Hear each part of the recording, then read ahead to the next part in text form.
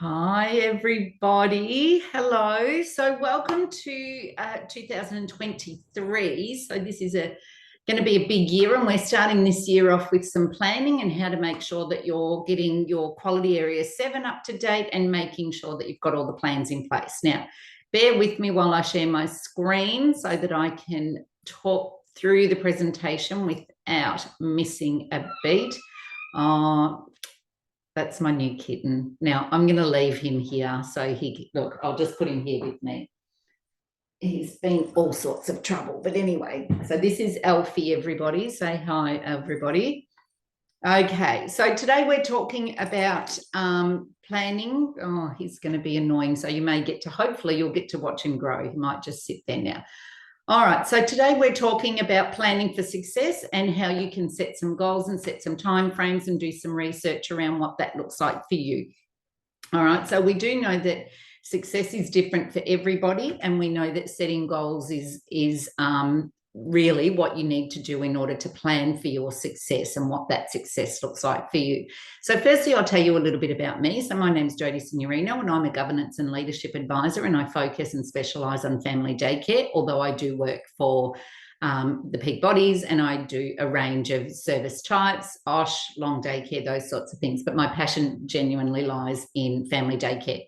I do hold early childhood qualifications. I hold business qualifications, human services qualifications, currently working towards a master's and training qualifications. And I've been in the sector for over 30 years, and I've focused and specialised in governance and leadership for the last probably, I always say anywhere between 12 and 16. I'm not sure. I've never sat down and really done the numbers, but around about that. Okay, I'm going to take this opportunity to acknowledge the traditional custodians of the land and pay my respects to elders, past, present, and emerging on this wonderful land on which we meet today. So thank you. Okay, so setting goals. Depending on, now, if you get my newsletters, you'll see that this presentation is actually, there's a newsletter that sort of preludes this presentation. So if you don't get the newsletters, make sure you subscribe to those, and I'll pop the link into the descriptor down the bottom here, or whatever that is. I'll put it down underneath the video.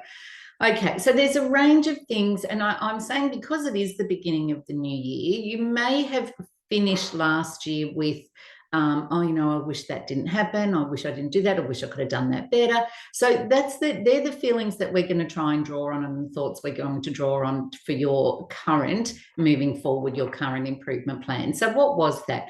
I often hear educators talking about parents paying their fees late, parents collecting children late, parents, not following the guidelines as far as, they turn up at 6:30 or they should turn up at 6 when they're doing drop-offs, whatever that is. So what are those things that have brought you those feelings of maybe not being fully satisfied, or they've challenged you, or they've even upset you, or they've angered you, or they've confused you? So where does that all sit and lie for you? And again, everybody's different, so it may sit in different places. So what are some of the other things? Like another thing that I hear educators talk about all the time is the documentation that I've got to gather. There's so much work that I've got to put into gathering the documentation. There's so much that I need to report. There's so much. So do you want to have improved documenting? And improved documenting doesn't mean more documenting. It in fact may mean less documentation. So what is it that you want to get? Do you want to get your documentation right?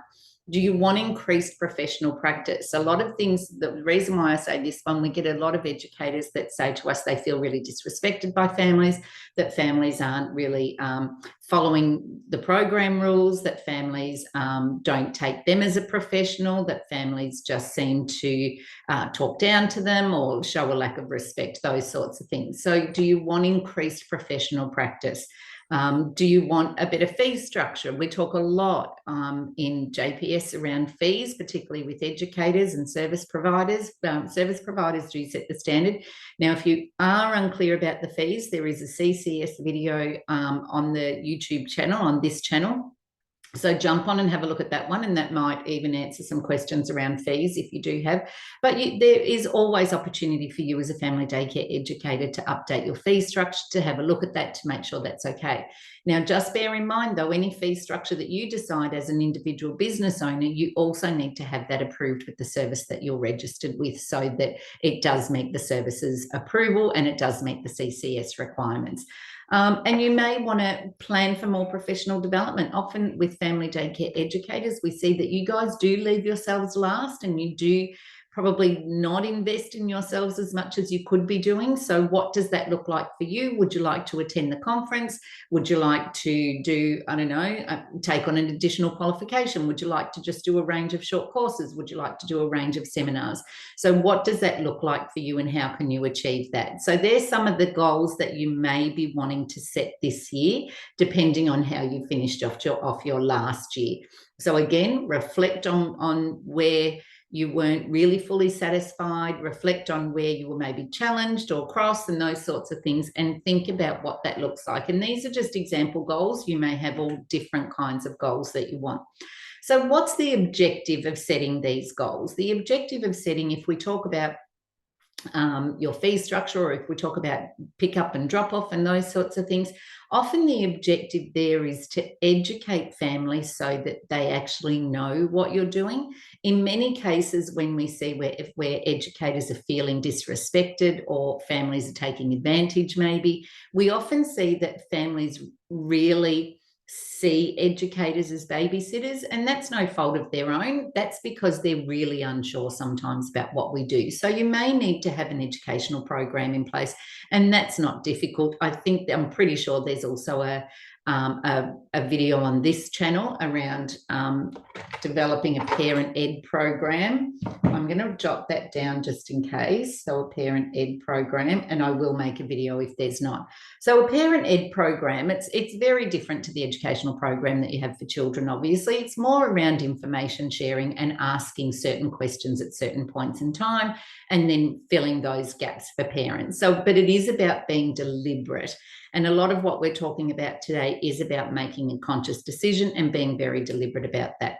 So with your professional development plan, depending on what your goals are, there's plenty of information out there that can be self-directed learning. There's plenty of webinars that you can download and watch. There's plenty of videos on this channel that you can watch. There's plenty of readings that you can do. There's also short courses that you can do. So what is it that you're wanting to achieve? What is it that's available to you that you can access for free, that you can work towards investing in, or that you can put a big chunk of money of investment in, such as a qualification? So how could you build that up financially and plan for that financially? Now, we also talk a lot here about your costings and your planning and your budget and those sorts of things, and particularly around hidden costs. So again, there's videos on this channel to help you with that if you're not.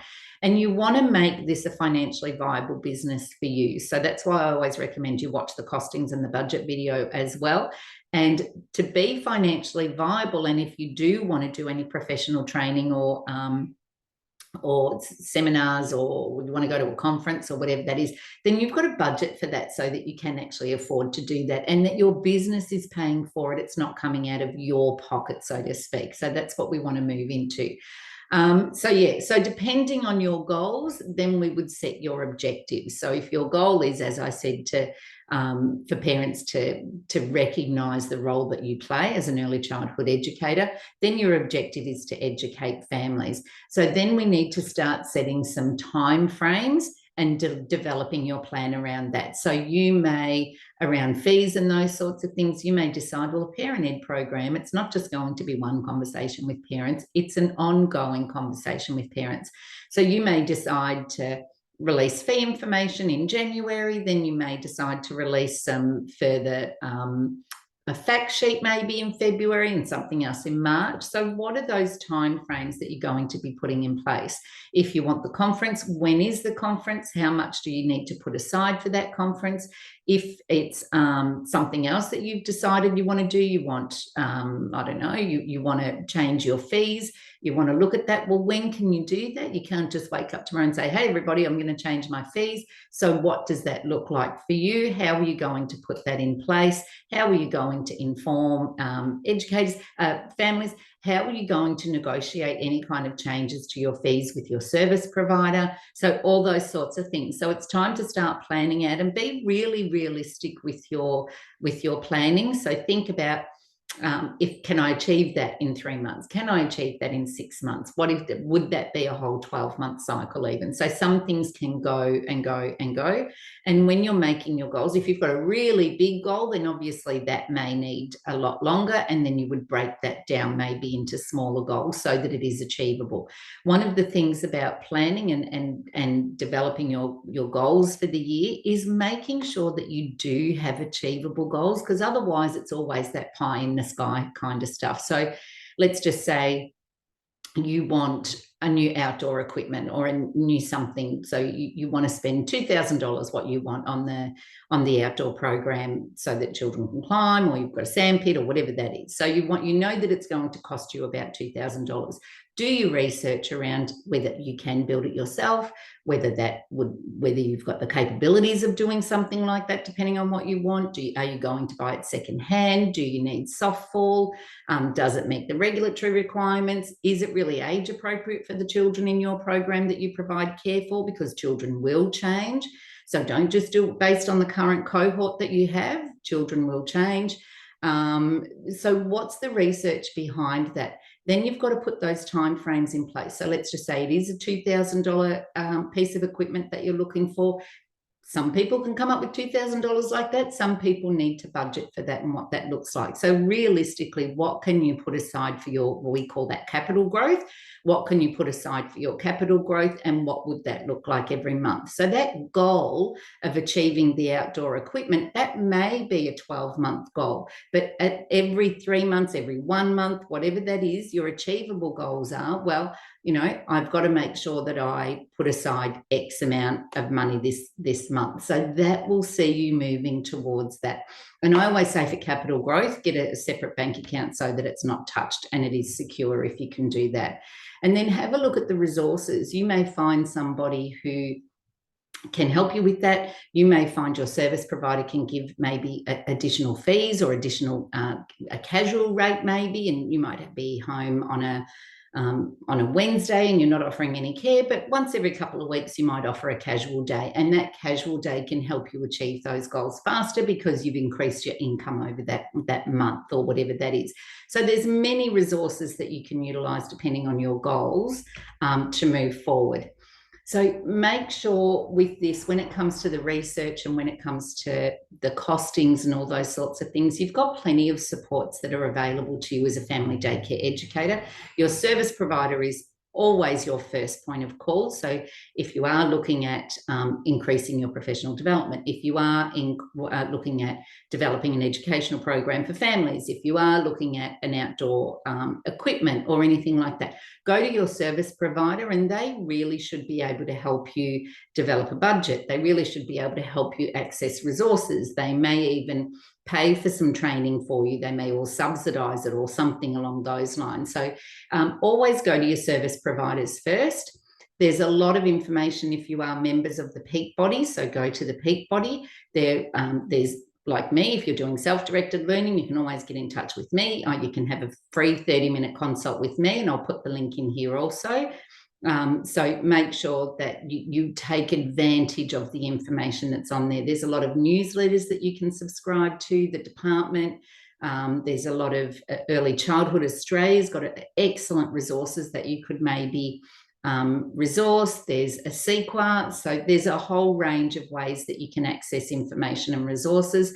And also going to professional development sessions is one of the best things that you can do for yourself, because you want to have some kind of, you want to improve your business as you go, but you also want to give yourself an opportunity if you do decide to move on, or if you do decide to take on a leadership role. So you want to be making sure that you keep building those skills. And I even say that about myself. If I don't keep building my skills, then what I learned is 30 years old. So I've got to keep rebuilding and refreshing those skills. And networking is another way to find out what resources are available to you. If you've got a network meeting once a month, once a quarter, whatever that is, with family daycare educators from either your service or from other services, then that also gives you that opportunity that you can meet, get new ideas, get different perspectives, have professional conversations. And again, there's another video on this YouTube channel around the value of professional conversations and how to start those and how to maintain those conversations and what you can learn from professional conversations. If you do decide that you wanted to get in touch with me, or if there's anything that I can help you with, just jump onto the website. I will put the link for the consult in this one anyway, but just jump onto the website. There's free information on there. I think there's some templates and a whole range of things, frequently asked questions, and then there are some templates and those sorts of things. But do get in touch, because I can help you out with your planning, your improvement strategy, your quality improvement, all those sorts of things. So this year, beginning of the year, is always a good time to set your goals. However, if you watch this video in July or June, it's never too late. Set your goals, have a think about what you want to improve, how you're going to do it, do your research, do your costings, and make your goals achievable. Put them into some time frames, stay focused on those, and you will find that you will improve and achieve what you want to achieve as you go.